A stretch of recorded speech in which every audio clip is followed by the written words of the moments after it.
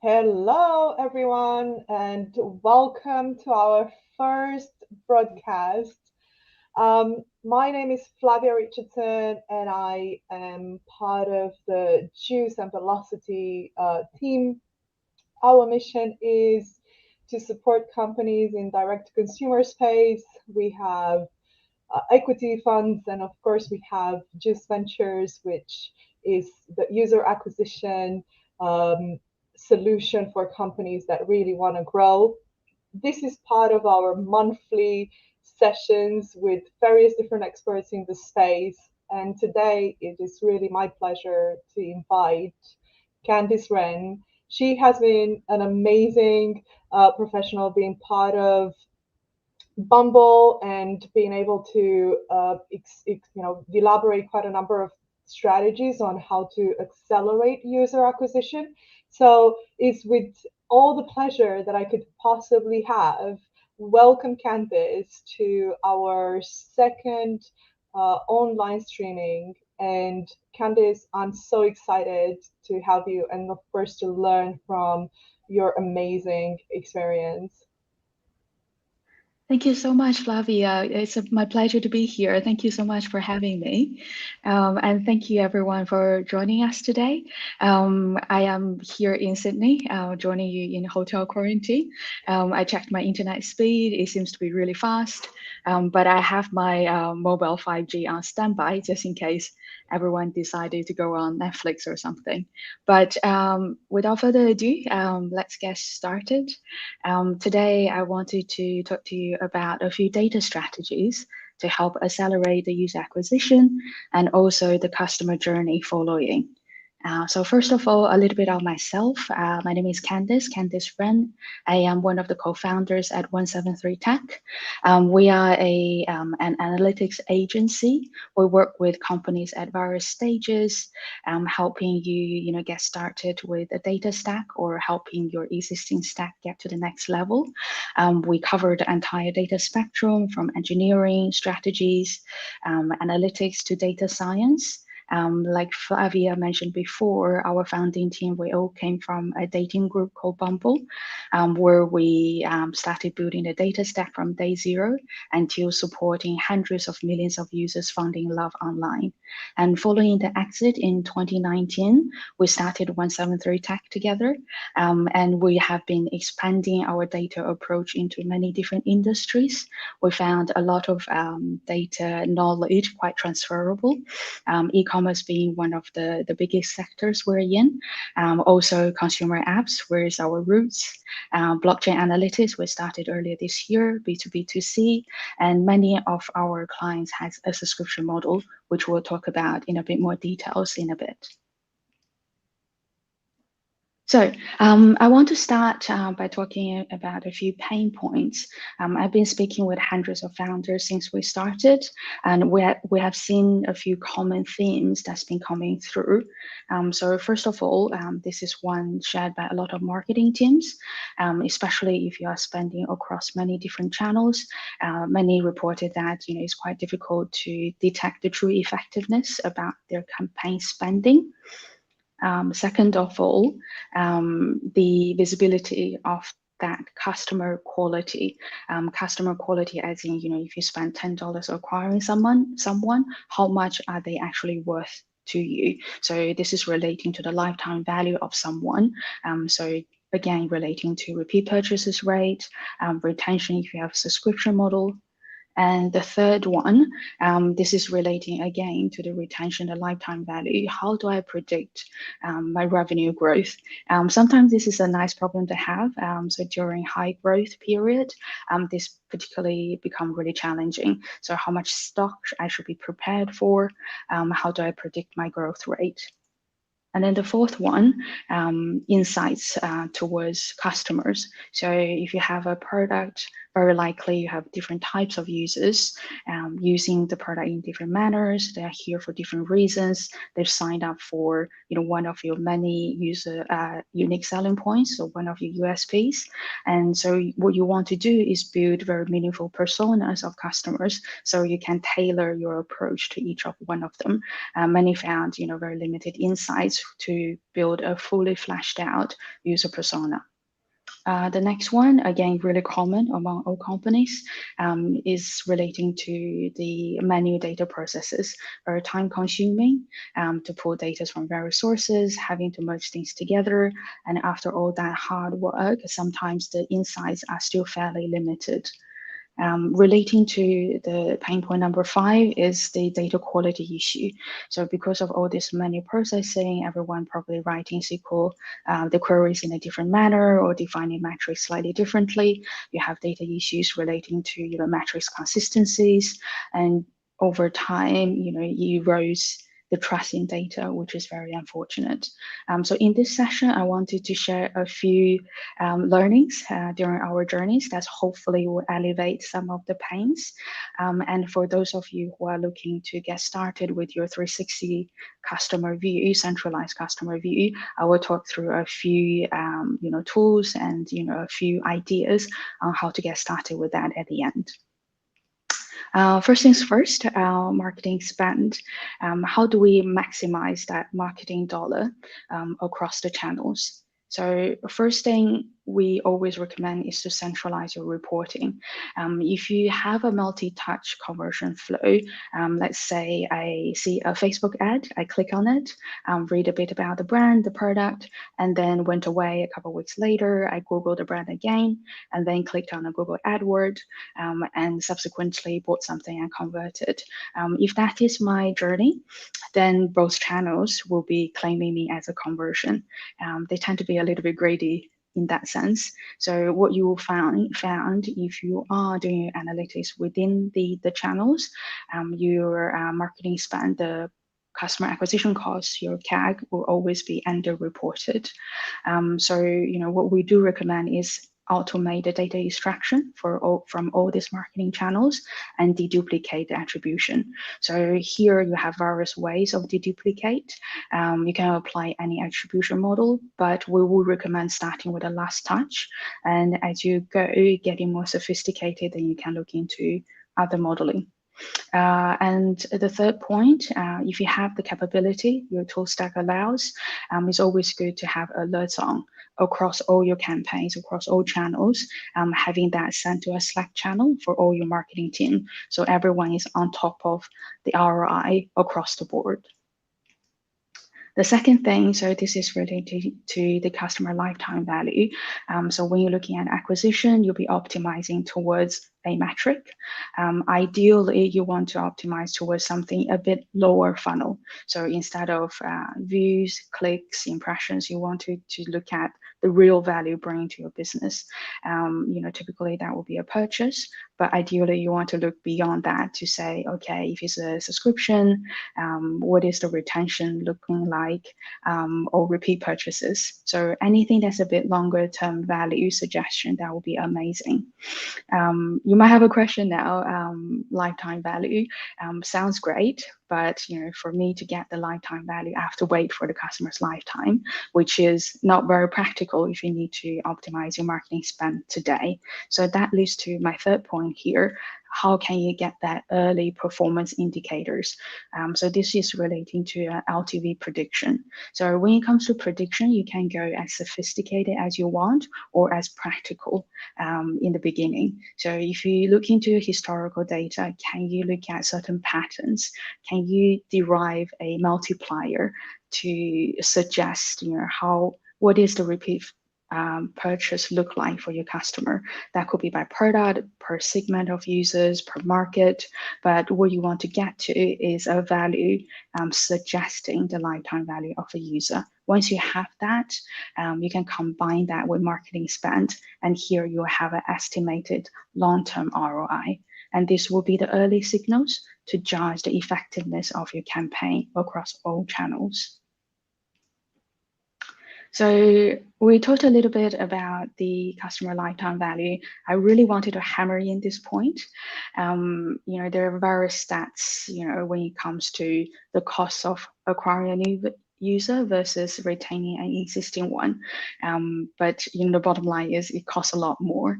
So once you get the users in, once you spend all that hard effort and hard dollars getting people acquired, you really want to work really hard to make sure continuously to offer value to them, and hence they become loyal, sticky, and spending more with your brand. We typically look at the customer life cycle, the customer journey, into 4 parts.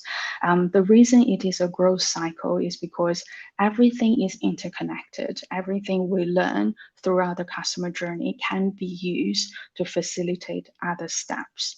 And everything we've learned from existing users is also going to feed into your acquisition strategy. And together you will form a growth cycle that you can accelerate at every step of the way. I want to talk briefly about a few data strategies at every step. I know there's a bit of information here, so bear with me. So from the acquisition side, we talked about marketing budget optimization already before. Once users are acquired, you want to start looking at different strategies to help them convert. So here you can look at your funnel optimization. This could be your payment funnel, your subscription funnel, your product browsing funnel, and then you want to have a think about what about upselling, cross-selling opportunities, how does discount play a role into facilitating the conversion, can you A/B test different variant and come up with a winning solution. And once users are converted, they become your customer. And from there on, things to look for are the engagement levels. So here you want to start analyzing their behavior. So how frequently they're purchasing, what type of products they're purchasing together, how recently or how intense they're purchasing. So average order values, basket sizes, all that interesting metrics. And from here, you want to combine that with user profile data to start describing their customer persona. Once you have nailed down a few key personas, you want to start tailoring your CRM strategies. So you feed users with very useful content, providing more value, and build that affinity with your brand. So to be, again, being more loyal, staying longer, that relating to the next point, which is retention. So here you want to start having a look at your cohort analysis. So looking at cohort, so what you want to achieve here is a newer cohort of users are behaving better.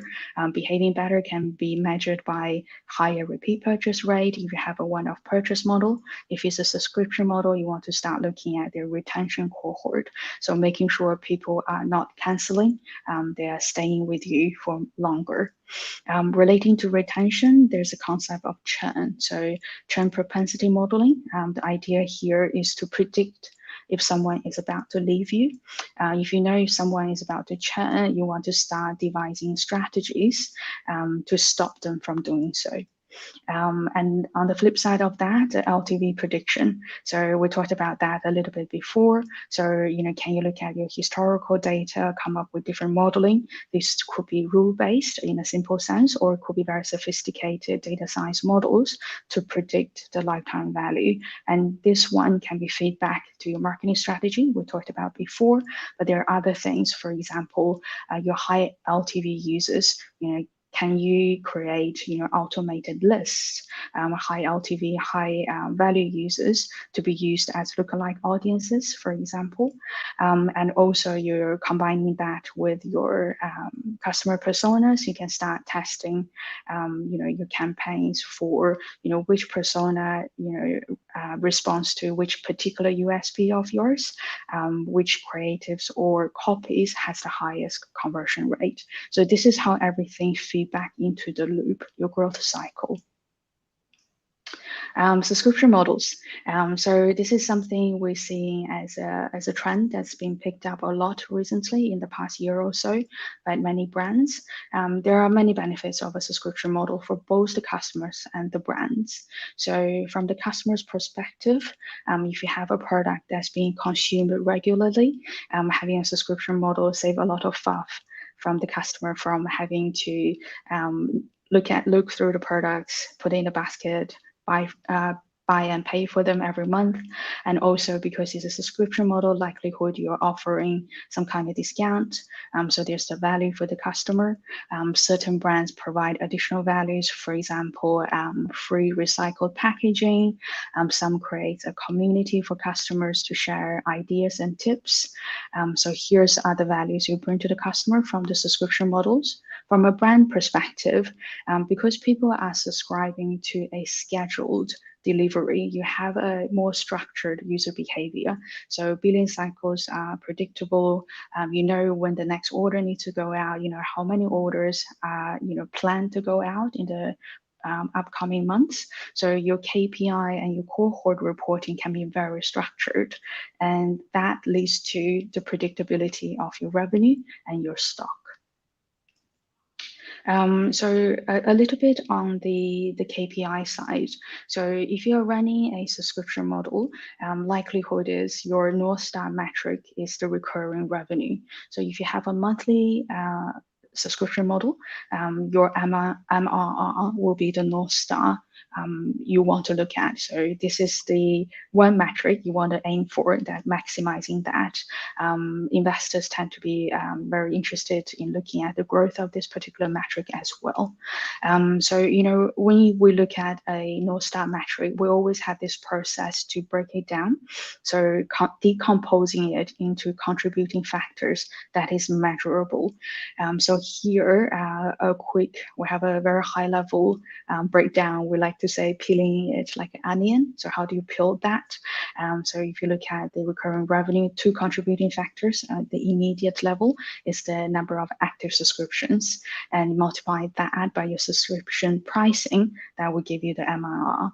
So if you break down the active subscriptions, then the contributing factors are, what are the new acquired subscriptions, how are the existing performing, and how many are canceling and churning. So from the new perspective, if you have a trial, then it's about the number of trials started and your trial conversion rate. And when it comes to existing and cancellations, that's relating to your retention metrics. And subscription pricing, that's your pricing strategy. So perhaps you want to look into your discount strategies, your referral code, the organic referral programs. So this is a high level view. What we do tend to recommend is take this away and look at what works for you. I guarantee the KPI you come up with at the end of the day will be a lot deeper. You'll have a lot more layers and also a lot more branches. But at the end of the day, you want to make sure all these metrics go into a data dictionary.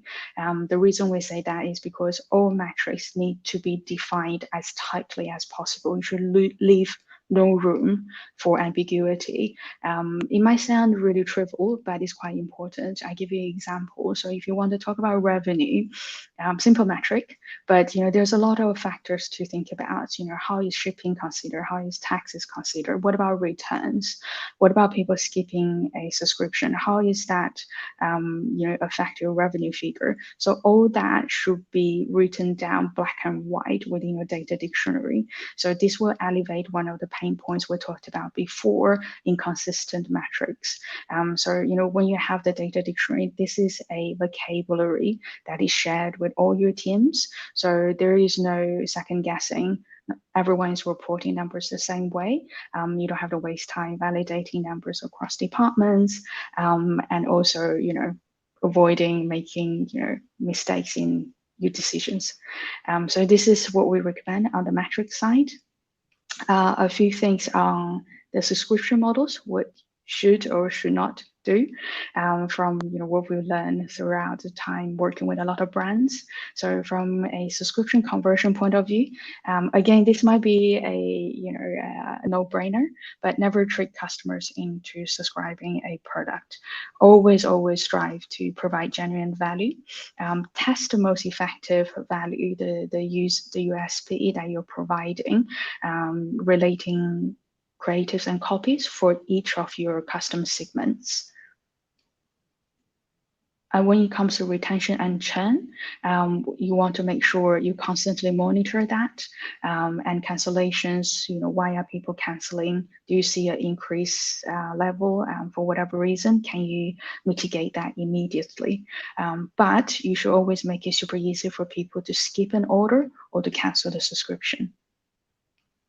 The final point is relating to, again, the customer segmentation. So what you want to do here is to personalize at scale. This becomes really important as you grow into millions, tens of millions, hundreds of millions of run rate. When you have that amount of users, you will see the benefit of having the customer segment and tailor the communication flow depending on who they are, how they're purchasing. And the other trick, the other data trick is combining that with your other data science models. For example, if you have a churn prediction, let's say you have a group of users that has been flagged as high churn risk, can you combine that with your customer segmentation models? So, for different types of churning users, tailor the message that is most relevant to them. Candice, I have just one question on your previous slide, and I know that many companies that we work with and in our portfolio, when you're speaking about kind of tricking customers to subscribe, we're not referring about various different strategies like discounts, exclusive offers, or kind of communication strategies that you can deploy to just make the client aware of your solution or a specific momentum to buy into your subscription. Those are not tricks. Those are valid. You are offering values to the user. So discount is a value. Is a pricing value to user. Those are all legitimate. When I say trick customers into subscribing, is making it unclear that they are actually subscribing to a product instead of buying one off. We're also seeing practices where people artificially inflate a one-off price to make the subscription price look cheaper. That those kind of practices are generally frowned upon. Interesting. Yeah, so lots of customers are unaware about having subscribed to a product. Those kind of things are probably not best practice. You want to make it very clear, customers are subscribing because you're providing a value from a subscription as opposed to a one-off purchase. No, I completely understand. Thank you, Candice. Most welcome. So waitlisting. So this is a nice problem to have when you have excess demand. So we've seen this quite a bit, especially last year during COVID. Many of our clients went through like rocket speed of growth, and at the back of that, too much demand, not enough stock. So one of the things we would recommend is, if you have a shortage, if you can predict it early, do so. And once you know there is a shortage coming, act immediately, because unfulfilled orders can lead to a lot of problems. Customer dissatisfaction, no brainer there, but also a lot of unnecessary costs for you. So cost to refund customers, cost to handle customer complaints, and also if they are first-time customers, if they just newly acquired, that first impression is quite valuable. If you can't fulfill their need, a bad first impression is very, very hard to recover from. So they probably would churn forever. So you just wasted that customer acquisition costs for no reason. So what we suggest is capture that demand with a waitlist. Once you have waitlisted the users, make sure you treat them as your existing customers. So nurture them with tailored CRM. So keep them updated on your product info. And if you have very useful content, please do share. And also, if you have segmentation models based on user profiles you have gathered during the waitlist, it can be anything, could be as simple as the product they have signed up for, that could be the segment they belong to. And then at the back of that, tailor the CRM content accordingly. Waitlisting has another very useful usage is testing new markets. So if you're thinking about entering a few new countries, but you're wondering, how is the demand going to be, what are the potential acquisition costs relating to that new market, waitlist could be a way to go about it. So set up some campaigns, you have a gauge at the CAG, and also, when people showed interest, get them to sign up for when you are entering the market, but make it clear that this is what you are intending to do, and then that waitlisted customer go back to the nurturing stage, and there will be a customer database ready for you once you're entering the market, so you can use that to build upon, sell into, and also use as lookalike audiences perhaps for your marketing campaigns. So the next two slides is going to be a little bit technical, but I'll keep it short and brief.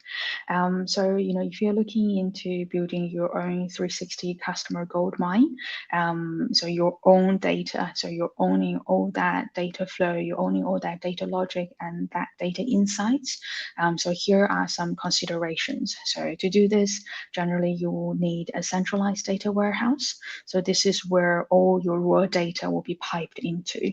So, your raw data that can be coming from your website, if you have an app, or if you have a server, subscription portal, for example. So all that data, and also the third parties. So your Facebook spam, Google, Instagram, any marketing channels, Shopify data. That's a big one. Most of the our clients, e-commerce clients, are using that platform. You want that data funneled into your data warehouse. Klaviyo, Braze, your customer, the CRM systems. Anything else, if you're selling on Amazon, if you're using a customer support service like Zendesk, your zero payment platforms, everything can be automatically integrated into your data warehouse. So, and once the data arrive in your data warehouse, what you want to do there is to model process the data based on the data dictionary you have defined before. So here is your unique business logic being modeled and processed within your data warehouse. We don't recommend querying raw data directly. That would lead to a lot of errors and performance issues. So model data that will support a lot of different layers. One will be your reporting. So here is your automated dashboards for marketing, for growth, for product. And then next, your in-depth analysis. So here you might have questions like, what types of behavioral patterns lead to, let's say, longer retention, longer LTV? So those kind of questions, you need a bit more in-depth analysis. And then the final layer, that's your data science models. So things like LTV predictions we talked about, dynamic customer segmentations. So what you want to do is have an architecture. Once you build those models, the results will feed back into your data warehouse. So, the churn flag, for example, is available within your centralized customer view and can be used by any other APIs. So you can feed that back to your Klaviyo, for example, and having a tailored CRM strategies, let's say, targeted towards high churn risk users who are here because you have a sustainability value offering. So those are some of the considerations of the data stack.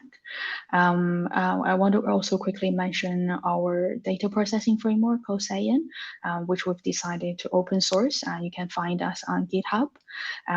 So here the idea is to have a simplified way to create and maintain your data pipeline, to keep it simple and flexible, because it supports both SQL and Python. So you can do your data processing and data science modeling within a centralized location. So all your data logic is available in one place. This is our GitHub location. Everything is completely free. Can have a look and feel free to give us a star. That is everything from me. Amazing, Candice. I really have enjoyed the presentation. I've been taking notes, and I have a few questions that a few companies have sent us before. First question, let me just change a little bit of view.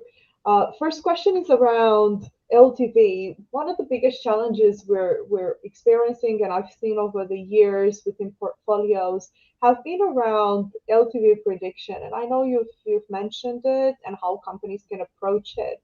But when is it appropriate to use external data or benchmarks for that specific type of product or your competitors into your calculation?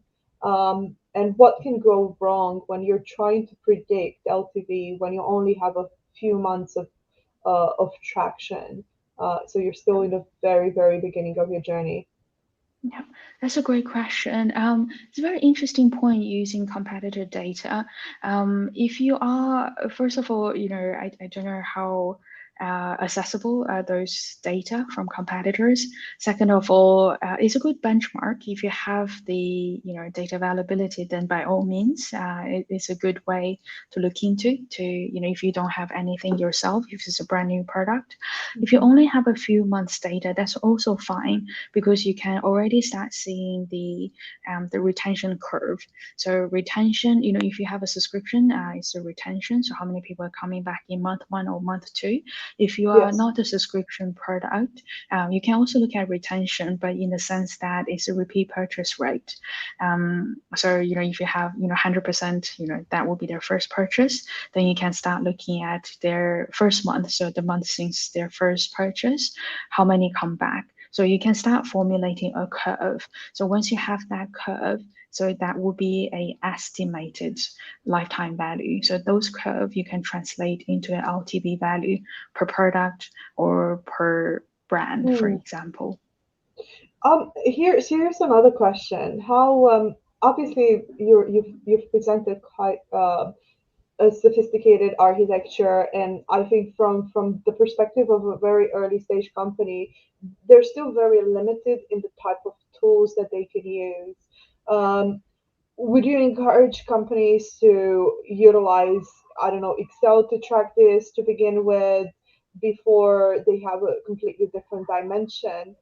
And the second question is, when is the right time to start building that architecture for your data, so that you can get as much insight and as much ability to predict as possible? Yeah, that's a really great question. So at the beginning, when your brands are just starting, Excel is a good start. So there are various tools that can help you extract data from different sources into a destination. That destination could be G Sheet. Here, our recommendation is the data dictionary. So have all your metrics. Think about what is the ultimate goal you're trying to achieve. That could be the run rate, let's say hitting a million run rate at a particular point in time, or Yeah. hitting a particular recurring revenue. So whatever that is, think about the peeling like an onion approach we talked about before. Yeah. Yeah, so the idea there is you want to make sure, okay, you have a goal, your North Star goal you want to reach, let's say in 10 months' time, but how do I get there? What are the different routes? So what are the contributing factors? What are the different angles I need to work on? And you need to pay attention to all of that. So we do tend to see a bit of a bias towards acquisition side. So get new users in, but Yes. some tend to overlook that user journey after they are acquired, which is quite unfortunate because like I mentioned before, it's a lot cheaper to retain a customer than to buy a new one. So strategies on how to get the most out of your existing customers, and that will all go into your data dictionary. So if you map out all those metrics, then you can start designing a Excel spreadsheet that look at all those measures and how they are tracking over time.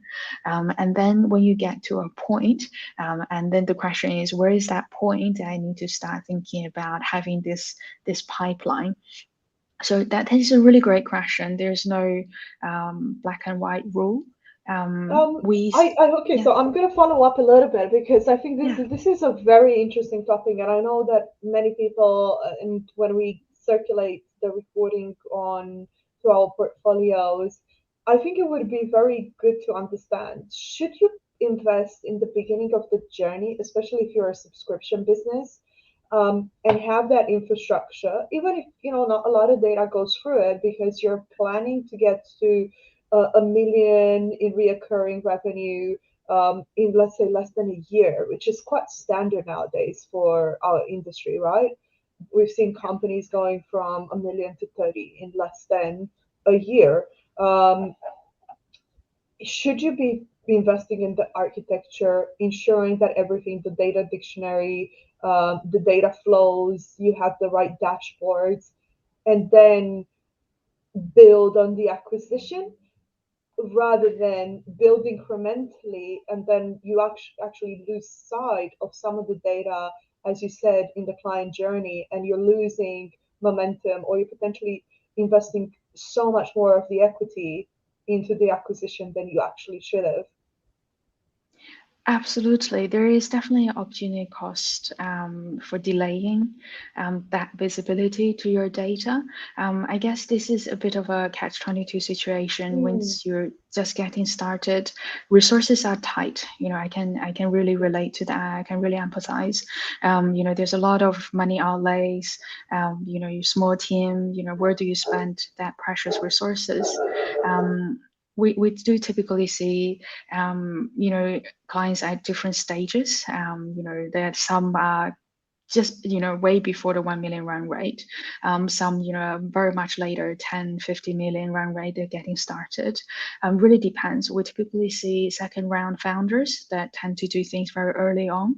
I think because they've done it once, they know the benefit of having data upfront. But there is no, I think, is where you feel the pain is unbearable, then that's also a good time to think about. Because as soon as you automate everything, we typically see thousands of hours being saved. Also, a really good data insights coming out of that. So there is the cost is a bit front loaded, but the value that you're going to come out of that is invaluable. As you said, you can save a lot of money on marketing spend because you have that visibility, and you also know, different, everything becomes a lot easier instead of having to pull data randomly from different places, having to, put things, stitch things together, and then, having a tunnel vision on what's happening. When you have the world in front of you, it becomes easy. You know what exactly to do. So we typically see if you have a growth rate, we typically see a hockey stick as soon as you have that visibility. that is such an interesting perspective, and I think in our ecosystem we don't discuss um, a lot about does it take to build. When we're thinking about, at least for the last 10 years, I've been sitting in quite a few portfolios on the investment side, on the banking side more recently, and now again back in on the investment side. I feel that one of the things that we're quite adamant as investors is to see that hockey stick, to see that sustained growth month on month. But how much, just a rough estimate. I know that you're doing a lot of work with amazing VC-backed companies right now. If I was very early stage and I wanted to put like the foundation for a system like that, what is the sort of estimated cost? And I'm absolutely sure that it's just going to be a very rough estimation. But if I was planning to go to the market and raise a seed round to just get the ball rolling, I would want to have that information as a founder. How much of that should I really budget for this and not miss out the opportunity cost and not lose the momentum that I have? Yeah, that's a great question. So in terms of the costs, like there are the cost of the tooling, which if you get it right, can be very minimum. My co-founder is about to write an article about the £1 data stack. So we built data stack for No. e-com. Yeah, I'm not joking. So minus the visualization tool, we built stacks for e-commerce, in millions, tens of millions run rate. costing less than £1 a month. And then you have the component of the visualization tool, which again, we can help you minimize the cost. One of the tools in our DAC metabase, it costs $85 a month. So everything, all in all, you're talking about a data stack that's less than $100 a month. So how is that even possible? So this is the thing, like, once you get to, we literally test loads of tools day in, day out. Different industries, there is a different solution that is more tailored. There's lots of tools out there that are all amazing, but they have a use case for each. So, we help you, we're very, very cost conscious. We want to make sure your data stack is very, very cost effective and very, very scalable as you grow. So, that is the tooling side. And then obviously there is the human side of things. So, getting the people to actually build the stack. So again, we try to keep things, very, very, startup friendly. So we have a 10-week package, is around 25k pound that we help people getting started. So that is the estimate. We did a bit of a rough comparison to do, traditionally in-house, if you have if you hire a team, that typically will cost you about I guess will be at least 200k to get a team together, hiring, and it's about 12 months. So depending on how you go about it, there could be a bit of an upfront cost. I can quite understand the difference. Hiring in this space, especially data scientists, is perhaps one of the most challenging exercises a founder and a founding team goes through. It's good to know that there are solutions, and actually time to market is perhaps the most important element that every founding team is battling. If you have to wait 12 months for your data stack and architecture to be in place, you already could have lost momentum if your competitors are VC backed. Absolutely, yeah. That opportunity cost, it is something to consider. Enormous. It's really enormous. The way the market is evolving is 12 months is just you could have just lost the opportunity.